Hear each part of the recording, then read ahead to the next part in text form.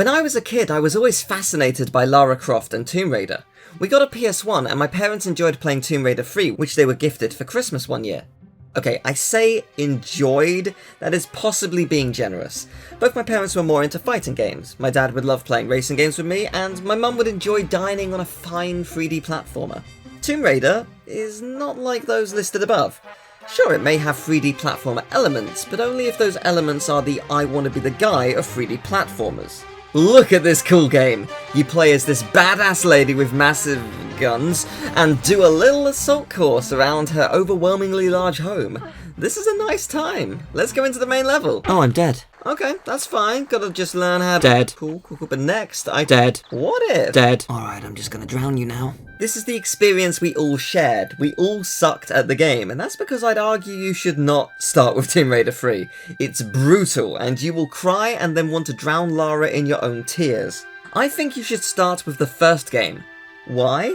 Because it's bullshit hard, but it actually gives you a learning curve to get good, unlike the later games where you either get insta-killed, or enemies are made of titanium or something, and no matter how many grenade launchers you fire, they are magically immune to it. The first game, of course, has these ridiculous difficulty spikes, and I do mean spikes, but you are thrown into the first level where you get through it and probably won't die. It lets you slowly and carefully learn the game's demanding playstyle. Lara Croft is very stiff, arguably more stiff than when rigor mortis kicks in when you die constantly, but the stiff gameplay is intentional. The developers chose to work with a grid, tile-based system when designing levels.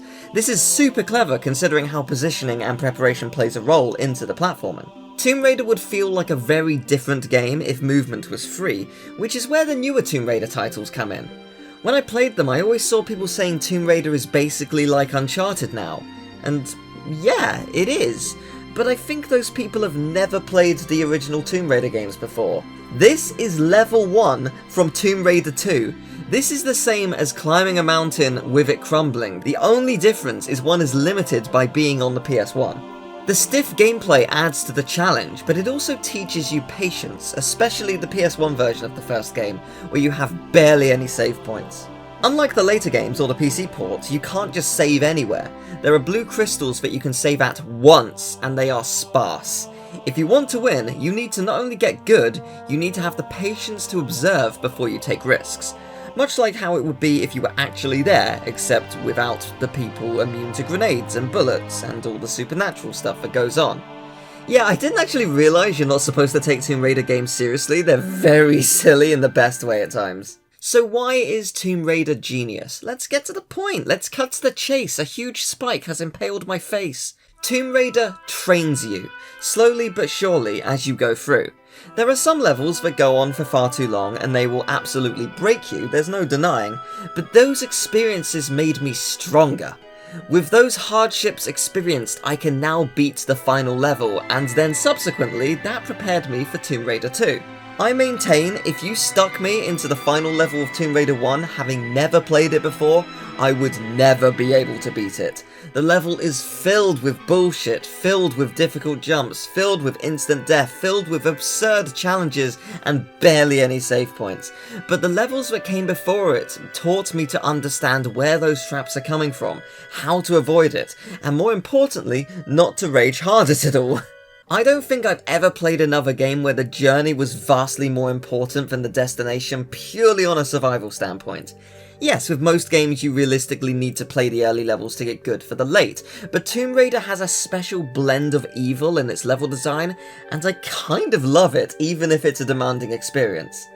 If I went straight to the final level of, say, Mario Odyssey, I'd find parts of it tricky, of course, but I'd probably beat it in an hour or so at worst. If it was the final level of Tomb Raider, Peach would be in her 15th year of marriage with 12 kids by the time I got to the church.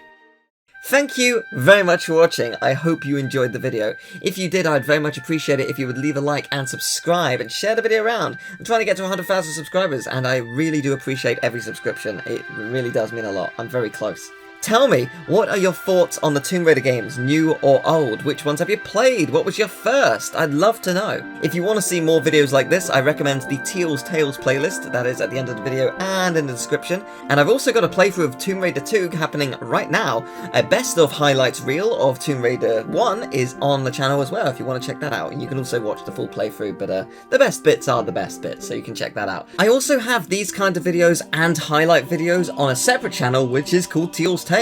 So if you want just this kind of content, please head over there. It really means a lot if you could subscribe to it, because I would love for that channel to do super well. Thank you so much. I'll see you next time. Take care. Bye-bye.